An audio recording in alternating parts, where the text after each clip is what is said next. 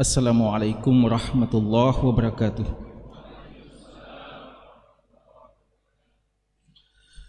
Alhamdulillahilladzi arsala rasulahu bil huda wa dinil haqq liyudhhirahu 'alad dini kullih wa kafa billahi syahida. Wa asyhadu an la ilaha illallah wahdahu la syarikalah iqraran bihi wa tauhida. Wa asyhadu anna Muhammadan abduhu wa rasuluh sallallahu alaihi wasallam tasliman mazida, amma ba'd. Para hadirin, para asatidah, para ikhwah dan akhwat, jamaah sekalian, dan secara khusus kepada guru kita semuanya, pemimpin umum Ustadz kita Dr. Muhammad Zaitun Rasmin hafizahullahu ta'ala, dan Ustadz kita semuanya, Ustadzuna Ustadz Muhammad Ikhwan Jalil hafizahullah, dan juga Ustadz kita Ustadz Ilham Jaya hafizahullah, sekjen kita Ustadz Syaibani Mujiono hafizahullah, dan seluruh asatidah yang hadir bersama kita baik secara langsung maupun via Zoom. Malam ini kami diamanahkan untuk menyampaikan beberapa hadis-hadis Nabi sallallahu alaihi wasallam terkait dengan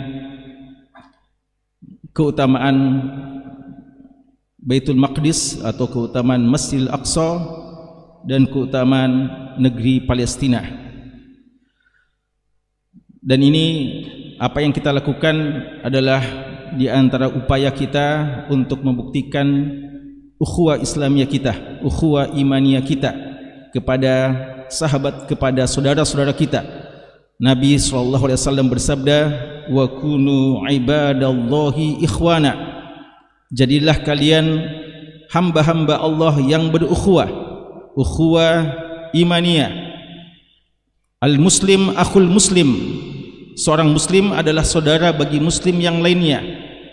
La yazlimuhu, tidak boleh dia mendoliminya. Seorang muslim tidak boleh mendolimi saudaranya, mengambil hak dari saudaranya, atau tidak menunaikan hak dari saudaranya, dan termasuk tidak membantu saudaranya pada saat dibutuhkannya. Wala yakhzuluhu, dan tidak boleh seorang muslim membiarkan saudaranya. Wala yahqiruhu, dan tidak boleh seorang muslim untuk memandang remeh, menghina saudaranya. Semoga upaya kita ini sebagai bukti bahwa kita benar-benar ingin berukhuwah dengan saudara kita, dan bukan sebaliknya. Kita tidak mampu membantu mereka lalu justru kita mengejek mereka, tidak peduli kepada mereka, bahkan mendolimi saudara-saudara kita tersebut. Hadis-hadis tentang Palestina dan Baitul Maqdis atau Masjid Aqsa sangat-sangat banyak dan telah dikumpulkan oleh para ulama kita sejak dahulu. Di antaranya yang terkenal kitab Fadail Syam dan Dimashq karya Syekh atau Imam Al-Hafidh Abul Hasan Ali Ar-Rabi'i yang telah ditahqiq sejak lama oleh salah seorang ahli hadis abad ini, Syekh Muhammad Nasiruddin Al-Albani rahimahullahu ta'ala. Dan juga telah dikumpulkan beberapa hadis-hadis terkait dengan masalah ini oleh banyak penuntut ilmu dan para ulama-ulama kita di abad ini atau di masa ini. Ada yang mengumpulkan hadis-hadis 40 hadis Al-Arba'un Al-Maqdisiyah, dan ada yang mengumpulkan dengan judul Al-Arba'un Al-Filastiniyah. Waktu yang terbatas, kami hanya akan membahas beberapa dari hadis-hadis tersebut, dan tentu saja kita pilih hadis-hadis yang sahih terkait dengan masalah ini. Panitia memberikan waktu kepada kami 15 menit. Karena itu insyaallah kami akan pilih 15 hadis saja, ya. Mudah-mudahan 15 dari sekian banyak hadis-hadis yang berkaitan dengan masalah ini. Yang pertama, hadis yang diriwayatkan Imam Bukhari dan Muslim dari sahabat yang mulia Al-Bara' bin Azib radhiyallahu taala anhuma, beliau mengatakan, "Shallaina ma'a Rasulillah sallallahu alaihi wasallam." Kami salat bersama dengan Rasulullah sallallahu alaihi wasallam nahwa Baitul Maqdis, menghadap Baitul Maqdis, 16 atau 17 syahra, selama 16 bulan atau selama 17 bulan. Thumma surifna nahwal Ka'bah, kemudian kami dipalingkan atau diarahkan untuk menghadap Ka'bah. Dan kita tahu sejarah perubahan kiblat yang tadinya ke Baitul Maqdis lalu diarahkan ke Ka'bah. Syahid dari hadis kita ini, ya kita akan jelaskan saja secara sesingkat-singkatnya, bahwa Baitul Maqdis, Masjid Aqsa, dulu adalah kiblat yang pertama bagi kaum muslimin yang tidak akan terlupakan pada sejarah kaum muslimin dan dicatat oleh para sahabat dan senantiasa dikenang oleh umat ini. Yang kedua, Masjid Aqsa adalah masjid yang kedua dibangun di muka bumi ini, dan ini juga diriwayatkan oleh Imam Bukhari dan Imam Muslim dari sahabat Abu Dzar Al-Ghifari radhiyallahu taala anhu, di mana beliau pernah bertanya kepada Rasulullah sallallahu alaihi wasallam, "Qultu ya Rasulullah," aku bertanya, wahai Rasulullah, "ayyu masjidin wudi'a fil ardi awwal?" Masjid apa yang paling pertama kali dibangun di muka bumi ini? Qala al-Masjidul Haram. Beliau mengatakan Masjidul Haram, Makkah. Qultu summa ay? Lalu Abu Dzar radhiyallahu anhu bertanya lagi, kemudian apa lagi wahai Rasulullah? Qal al-Masjidul Aqsa. Beliau mengatakan al-Masjidul Aqsa. Qultu kam bainahuma? Aku bertanya lagi, berapa jarak antara pembangunan Masjid Haram dan Masjid Aqsa? Dan pertanyaan-pertanyaan semacam ini memberikan isyarat kepada kita pentingnya mengetahui sejarah, mengetahui awal-awal sesuatu sejarah itu penting, bahkan tahun-tahunnya pun ditanyakan oleh para sahabat. Dan seandainya pertanyaannya adalah pertanyaan yang tidak penting, tentu telah ditegur oleh Nabi kita sallallahu alaihi wasallam. Dan ini di antara dalil pentingnya mempelajari sejarah Islam. Qal, beliau bersabda, arba'una sanah, 40 tahun jarak antara pembangunan Masjidil Haram dan Masjid Aqsa. Wa aynama adrakatka as-salatu fasalli fahuwa masjid. Lalu beliau berikan faedah berikutnya, di mana saja kalian berada ketika sudah masuk waktu salat, maka silahkan kalian melaksanakan salat, karena di antara kekhususan umat Islam, Allah telah menjadikan bumi ini sebagai masjidah wa tahura, ya, sebagai tempat bersuci dan juga tempat yang layak untuk digunakan salat. Syahid dari hadis ini adalah Masjid Aqsa adalah masjid kedua yang bersejarah yang pertama kali dibangun di muka bumi ini. Apa keutamaan salat di Masjid Aqsa? Ya, mungkin kalau kita tanya hari ini para jamaah yang hadir di Masjid Wahdatul Ummah dan juga yang hadir di Zoom, alhamdulillah sudah banyak di antara kita yang sudah pernah merasakan indahnya salat di Masjidil Haram dan indahnya salat di Masjid Nabawi. Dan kita semuanya insyaallah tentu rindu untuk salat juga di Masjidil Aqsa. Ya, jangankan di Masjid Aqsa, seorang muslim, rajulun qalbuhu mu'allaqun bil masajid, seorang hamba Allah hatinya senantiasa terpaut ke masjid Allah, rumah Allah Subhanahu wa taala. Kapan dia keluar dari masjid selalu rindu untuk ke masjid. Apatah lagi jika masjid itu adalah masjid yang memang memiliki keutamaan khusus di sisi Allah Subhanahu wa taala. Ada beberapa riwayat yang menjelaskan tentang keutamaan Masjid Aqsa. Setelah kita sudah tahu keutamaan Masjidil Haram 100.000 kali, keutamaan Masjid Nabawi 1000 kali, lalu ada khilaf riwayat-riwayat tentang berapa keutamaan salat satu kali di Masjid Aqsa. Dan riwayat yang paling sahih insyaallah apa yang diriwayatkan oleh Imam Tabrani dalam Mu'jamul Awsat, dan juga Imam Hakim dalam Mustadrak, dan hadis ini beliau sahihkan dan juga telah disahihkan oleh Imam Dahabi. Beliau setuju dengan pentasihan Imam Hakim dan juga Al-Haythami dan Syekh Al-Albani rahimahullah ta'ala, semuanya menilai hadis ini adalah hadis yang sahih, dan dia adalah hadis yang paling sahih di antara riwayat-riwayat yang menyebutkan tentang keutamaan salat di Masjid Aqsa. Abu Darda radhiyallahu anhu meriwayatkan bahwa annahu sa'ala Rasulullah sallallahu alaihi wasallam. Abu Darda radhiyallahu anhu bertanya kepada Rasulullah sallallahu alaihi wasallam. Dan kalau kita cermati, banyak hadis-hadis tentang keutamaan Masjid Aqsa, keutamaan Syam datang dari sahabat yang mulia Abu Darda radhiyallahu anhu. Dan ini tidak mengherankan karena beliau minasyamiyin, ya, beliau termasuk dari penduduk Syam, dan beliau meriwayatkan kepada kita dan bertanya kepada Nabi sallallahu alaihi wasallam beberapa hal yang terkait dengan Syam dan Masjid Aqsa. Beliau bertanya kepada Rasulullah sallallahu alaihi wasallam anis salati fi Baitul Maqdis, tentang salat di Masjidil Maqdis, Baitul Maqdis Al-Aqsa. Afdal atau fi Masjid Rasulillah sallallahu alaihi wasallam, yang mana lebih afdal, Masjid Aqsa atau Masjid Rasulullah sallallahu alaihi wasallam? Faqal, kata Nabi sallallahu alaihi wasallam, salatun fi masjidi hadha, salat di masjidku ini, afdal min arba' salawatin fihi, lebih afdal daripada salat 4 kali di Masjid Aqsa. Artinya salat di Masjid Aqsa 250 kali lebih afdal daripada masjid-masjid yang lain selain Masjidil Haram dan selain Masjid Nabawi. Dan ini riwayat yang paling sahih insyaallah. Dari beberapa riwayat yang ada menyebutkan 500 kali dan beberapa riwayat yang lainnya. Wala ni'mal musalla. Namun untuk kita tidak merendahkan keutamaan ini, ya, jangan sampai ada yang menyangka dia adalah satu hal yang menunjukkan tidak utama. 250 kali dibandingkan masjid yang lain sudah merupakan dalil tentang keutamaan Masjid Aqsa.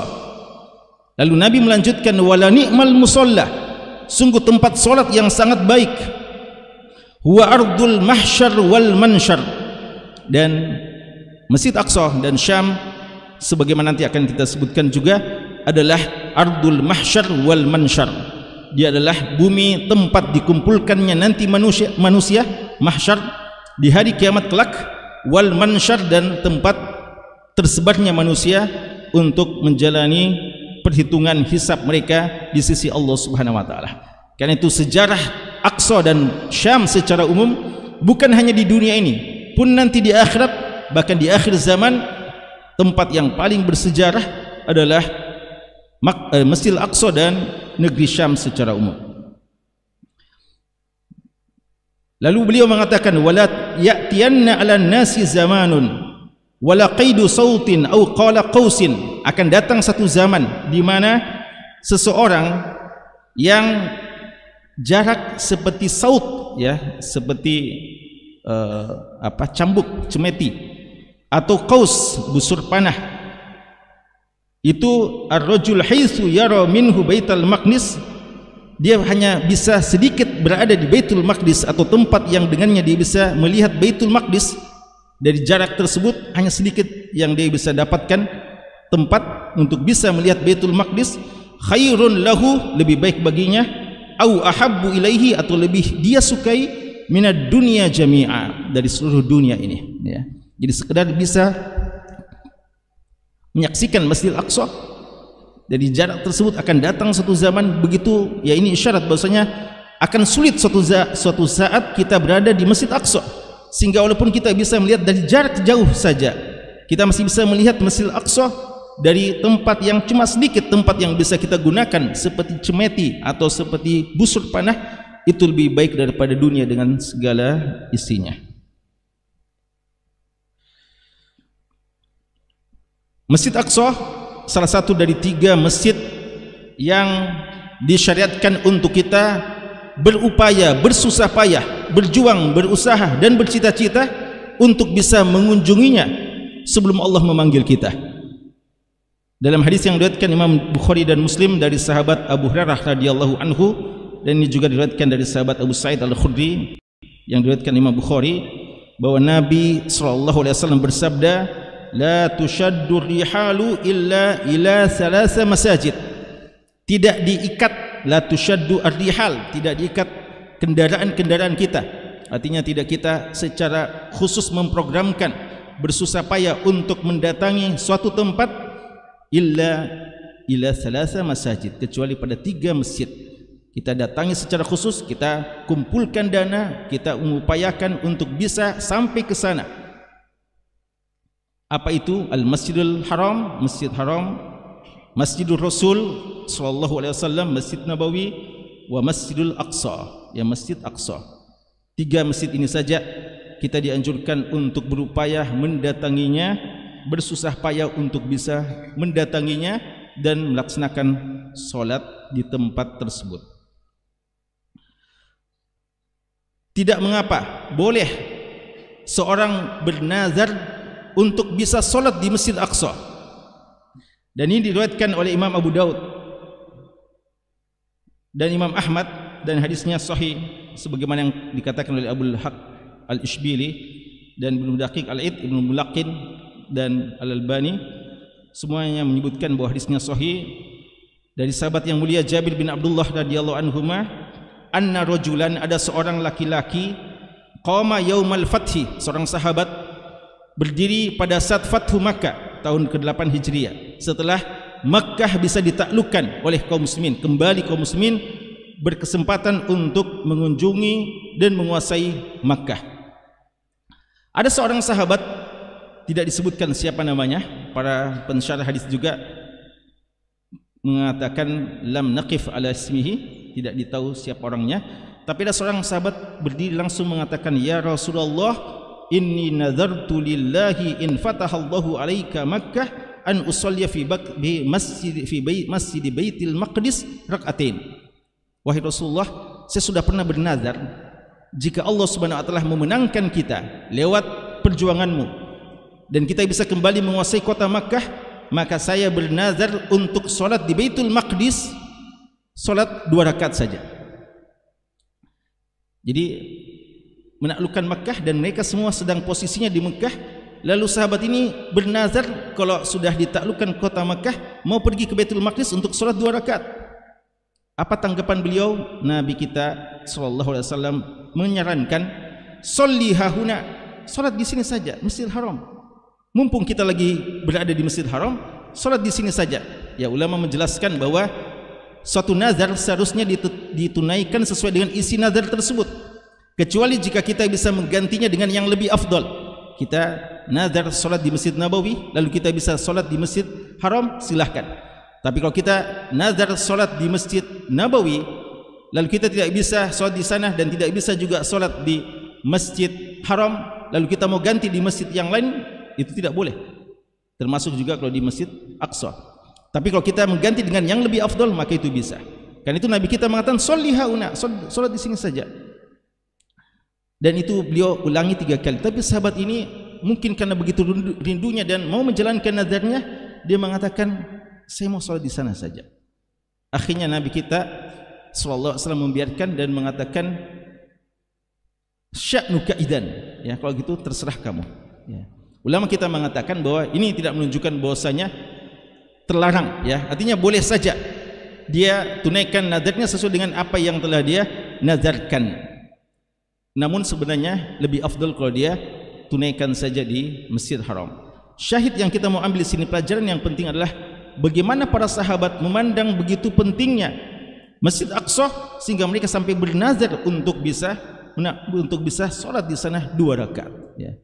Maka ya sungguh sangat mulia kalau ada di antara para pejuang-pejuang atau kita-kita yang bernazar, ya jika suatu saat Allah membebaskan Masjid Aqsa dari cengkraman Yahudi terkutuk tersebut, maka kita mau sholat di sana, ya, walaupun cuma 2 rakaat.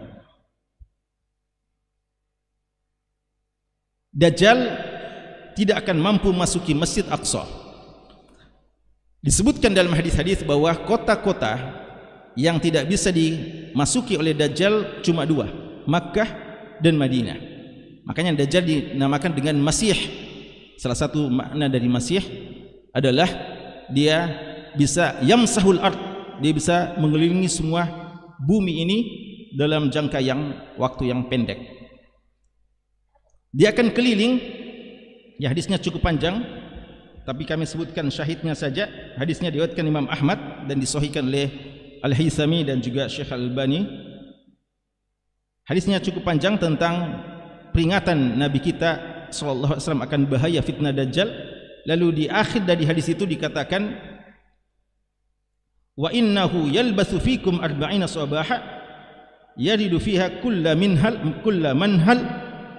Dia akan hidup selama 40 hari Dajjal, dan satu hari pertama bagikan 1 tahun, ya, satu hari kedua bagikan 1 bulan dan seterusnya. Illa 4 masajid, kecuali di 4 masjid. Dajjal ini tidak akan mampu memasuki ke 4 masjid ini, yaitu Masjidil Haram, dan Makkah secara umum tidak akan bisa dimasuki Dajjal, Masjidul Madinah, Masjidun Nabawi, dan secara umum Dajjal tidak akan bisa masuk di kota Madinah, Wat-Tur dan Tursina, wa Masjidil Aqsa dan Masjid Aqsa. Ini syahid ya dari hadisnya cukup panjang, dan ini menunjukkan keutamaan Masjid Aqsa. Walaupun si Dajjal akan bisa memasuki daerah sekitar Baitul Maqdis, namun untuk masuk ke Masjid Aqsa tidak akan mungkin. Karena itu salah satu pelarian dari kaum muslimin untuk menyelamatkan diri dari gangguan Dajjal di masa itu adalah memasuki 4 masjid ini, di antaranya Masjid Aqsa. Nabi Isa alaihissalam akan diturunkan di daerah Maqdis atau daerah Quds untuk mengimami kaum muslimin, dan dalam riwayat beliau akan mengimami, lalu datanglah Mahdi dan akan diimami oleh Mahdi, dan keduanya akan bekerja sama untuk membunuh Dajjal. Dan ini diriwayatkan oleh beberapa hadis, dan diantaranya hadis yang diriwayatkan Imam Ibnu Hibban dan disahihkan oleh Ibnu Hajar rahimahullah dan juga Syekh Al-Albani rahimahullahu taala. Nabi Musa alaihissalam berdoa kepada Allah untuk bisa meninggal di dekat Baitul Maqdis. Kalau saja Umar bin Khattab radhiyallahu anhu, dan ini disebutkan oleh Imam Bukhari dalam Fadail Madinah, di antara harapan dari Umar bin Khattab radhiyallahu anhu adalah meminta kepada Allah, berdoa untuk bisa meninggal di kotanya Nabi Muhammad sallallahu alaihi wasallam di Madinah. Ya, dan Allah mengabulkan doa beliau. Dan ternyata Nabi Musa alaihissalam, beliau berdoa kepada Allah Subhanahu wa taala untuk bisa meninggal di dekat Baitul Maqdis. Hadisnya hadis sahih diriwayatkan Imam Bukhari dan Muslim, dan yang kita sebutkan periwayatan Imam Muslim. Hadisnya menyebutkan ja'al malakul maut, datang malaikat maut, ila Musa alaihissalam, kepada Nabi Musa alaihissalam, faqala lahu ajib rabbak. Malaikat maut mengatakan ajib rabbak, jawab panggilan Tuhanmu, artinya kamu akan dicabut nyawamu. Qal falatama Musa alaihissalam aina malakil maut faqafa'aha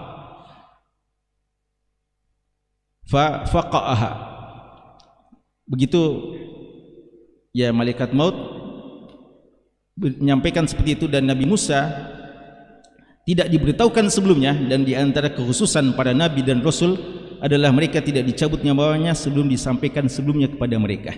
Karena itu Nabi Musa latama, ya, menempeleng malaikat maut ini sampai sampai keluar biji matanya. Dan hadisnya sahih Bukhari dan Muslim, dan kita mengimani sebagaimana yang disebutkan dalam hadis-hadis tersebut. Maka faraja al-malak, malaikatnya kembali kepada Allah Subhanahu wa taala dan mengatakan, innaka arsaltani ila abdin la yuridul maut. Ya Allah, engkau telah mengutusku kepada seorang manusia yang tidak, seorang hamba yang tidak menginginkan kematian atau belum mau mati. Wa qad faqa aini, dan dia telah menempeleng wajahku sampai terlepas atau tercungkil mata beliau. Qal faraddallahu ilaihi ainah, Allah mengembalikan mata dari malaikat. Wa qala irji ila abdi faqulil haya turid, kembali ke hambaku dan tanya, sampai kapan kamu mau hidup? Fa in kunta turidul haya fadha yadaka ala matni thawr. Dan kalau masih mau hidup, masih ingin hidup dalam beberapa waktu, maka letakkan tanganmu, tapakmu di kulit dari atau bulu-bulu dari lembu ya, atau sapi, thawr. Maka apa yang kamu sentuh dari tapak tanganmu, dari bulu-bulu lembu tersebut, segitulah umurmu akan dipanjangkan ya. Jadi 1 bulu 1 tahun. Jadi kalau 20 bulu 20 tahun. Lalu disampaikanlah oleh malaikat maut kepada Nabi Musa alaihissalam. Lalu Nabi Musa alaihissalam mengatakan, apa yang terjadi setelah itu? Kalau saya sudah melakukan yang seperti itu, kamu akan mati, kamu akan dicabut nyawamu. Qal fal'an. Beliau mengatakan, kalau begitu sekarang saja cabut nyawaku. Tapi beliau berdoa, Rabbi amitni minal ardil muqaddasah. Ya Allah, wafatkan aku di ardul muqaddasah. Dan ini dalil tentang keutamaan meninggal kalian di mana sebenarnya tempat matinya dan kuburan dari Nabi Musa alaihissalam, di daerah Ardul Muqaddasah tersebut, di daerah sekitar Baitul Maqdis. Nabi kita sallallahu alaihi wasallam dalam hadis yang diriwayatkan Imam Bukhari telah berdoa, Allahumma barik lana fi Syamina, ya Allah berkahilah kami untuk negeri Syam kami. Allahumma barik lana fi Yamanina, dan seterusnya. Ya, waktu terbatas. Syahidnya di sini bahwa Nabi kita sallallahu alaihi wasallam telah berdoa untuk diberikan keberkahan untuk Syam, dan Syam adalah Palestina, Suria, Yordan, Urdun dan sekitarnya. Kemudian dalam hadis yang diriwayatkan oleh Imam Tirmidzi dari sahabat Abdullah bin Umar radhiyallahu anhuma, dan hadisnya Imam Tirmidzi mengatakan hasan sahih dan juga telah disahihkan oleh Syekh Al-Albani dan Ahmad Syakir. Nabi SAW bersabda, satakhruju narun min Hadramaut, akan keluar api dari negeri Hadramaut, daerah Yaman, au min nahwi Hadramaut, atau sekitarnya, qabla yaumil qiyamah, sebelum datangnya hari kiamat, tahsyurun nas, itu yang akan mengumpulkan manusia dan mengarahkan ke tempat kumpulnya. Qalu ya Rasulullah, para sahabat bertanya, fama ta'muruna, apa yang engkau perintahkan kepada kami jika akan datang masa tersebut? Qala alaikum bisyam, kata Nabi SAW, hendaknya kalian menuju ke Syam. Ya, rekomendasi dari Nabi kita SAW untuk menuju ke Syam. Hadirin sekalian, di antara peristilahan yang syar'i yang datang dalam hadis-hadis Nabi kita SAW ada yang dinamakan dengan Taifah Mansurah, yang disebutkan dalam banyak hadis. Siapa Taifah Mansurah? Kelompok yang senantiasa ditolong oleh Allah Subhanahu wa taala. Banyak hadisnya yang menyebutkan, dan sebagian hadis menyebutkan secara khusus mereka adalah Ahlus Syam. Imam Muslim meriwayatkan dari hadis Sa'ad bin Abi Waqqas radhiyallahu taala anhu, Nabi SAW bersabda, la yazalu ahlul ghar, akan senantiasa ahlul ghar. Ada khilaf tentang makna ahlul ghar di sini. Ada yang mengatakan Arab secara umum, dan Imam Ibnul Athir dan sebagian ulama menyebutkan, mentarjihkan yang dimaksudkan ahlul ghar adalah ahlus Syam, karena Syam berada di, atau beliau Nabi kita sallallahu alaihi wasallam ketika menyampaikan hadis ini, beliau berada di sebelah barat, ya, atau Syam sebelah barat dari Makkah dan Madinah. La yazalu ahlul ghar zahirina alal haq, senantiasa tampil, eksis dengan kebenaran, senantiasa menyuarakan kebenaran, senantiasa tampil dalam menyuarakan kebenaran, hatta taqumas sa'ah, hingga hari kiamat. Ya, ini janji beliau bahwa tidak akan pernah hilang ada kelompok-kelompok yang senantiasa menyuarakan jihad dan memperjuangkan kebenaran pada umatnya, Taifah Mansurah, dan beliau menyebutkan adalah Ahlul Ghar.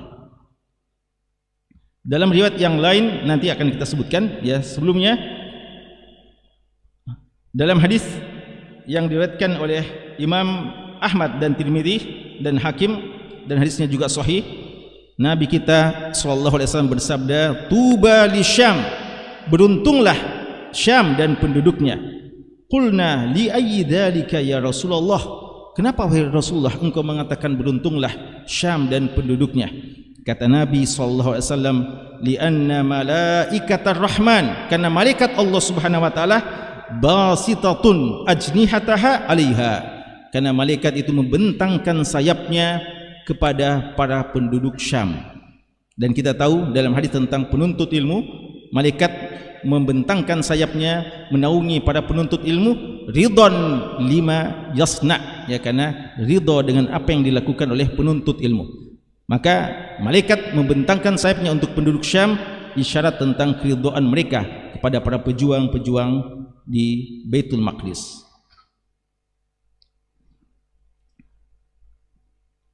Kualitas penduduk Syam juga gambaran kualitas umat Islam.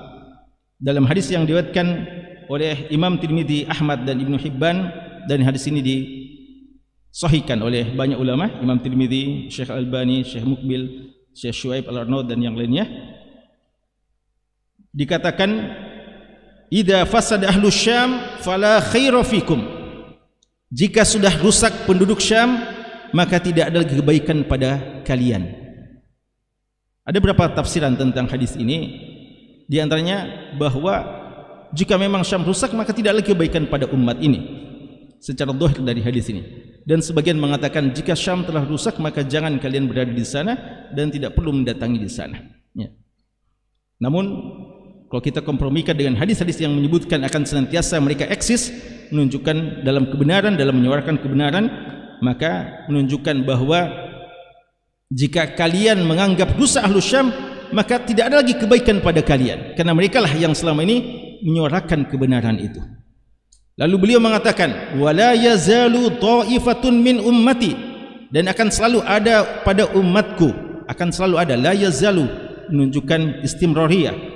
Mansurin, mereka ditolong oleh Allah Subhanahu wa taala.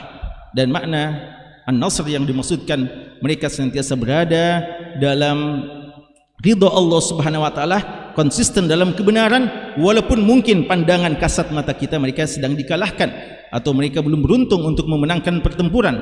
Namun hakikatul nasr, hakikatul intisar adalah sabatnya seseorang, istiqomahnya seseorang dalam menyuarakan kebenaran dan mengikuti manhaj yang diajarkan oleh Allah dan Rasulnya.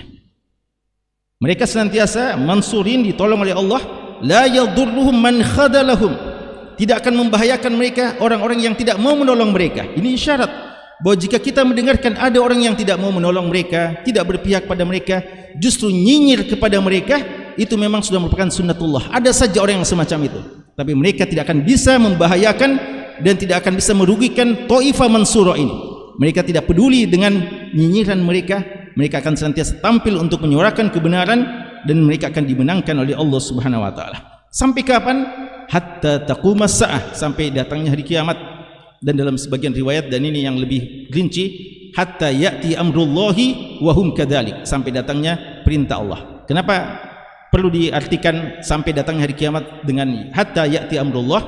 Karena hari kiamat tentu saja tidak akan terjadi kecuali pada ala syiraril khalq, pada manusia-manusia yang paling jahat.